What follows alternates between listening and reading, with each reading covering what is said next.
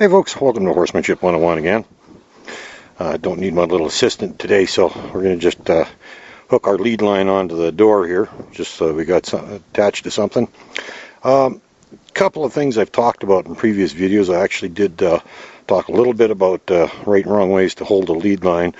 And I also talked in another video about setting a bad example for others to see. And I see a lot of videos lately with some really good horsemen in them.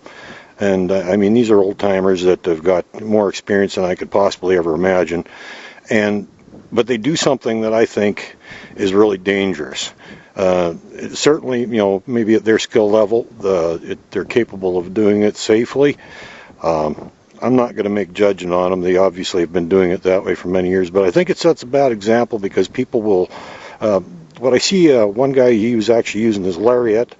Didn't even have a halter, he just had his lariat on the horse, and of course, if you've ever seen a lariat, it's all coiled up in the guy's hand like that, and that's just a really bad thing. I saw another guy, he was using a really long line for training that was made out of something similar to a lariat, fairly stiff, again, coiled up like that, the surplus in his hand.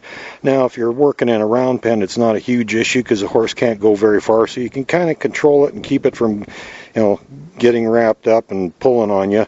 And if you hold it properly, it's just going to spool off your hand anyhow. So it's not too bad, but it can be potentially dangerous. Now what happens is, if, for example, you got your line all coiled up on your hand like this, and your horse bolts off on you, that line's going to tighten up on your hand like that, and it could potentially either tear your hand off or even pull your whole arm off. It's extremely dangerous. If you've got surplus line, always fold it back and forth across your hand like that. The more you have, the more times you do it, back and forth, as many times as needed. But there's never a loop wrapping around your hand, so that if the horse ever does get freaked out and bolts on you, it's just coming out of your hand, and you're not going to get dragged away by it. Because, aside from, you could lose a limb, lose a hand, you could get dragged to your death, literally. Potentially very dangerous to have a loop. Never ever. It's a hard habit to break. I know I'm used to coiling up extension cords, air lines, all kinds of things like this, and I have a bad habit. I have to actually pay attention that I don't do that because, like I said, that is a lethal system right there. And faster than you can let go of it, it can tighten up on your hand, and you can be getting dragged across the pasture or wherever, depending on where you're working. So again, you got some surplus line.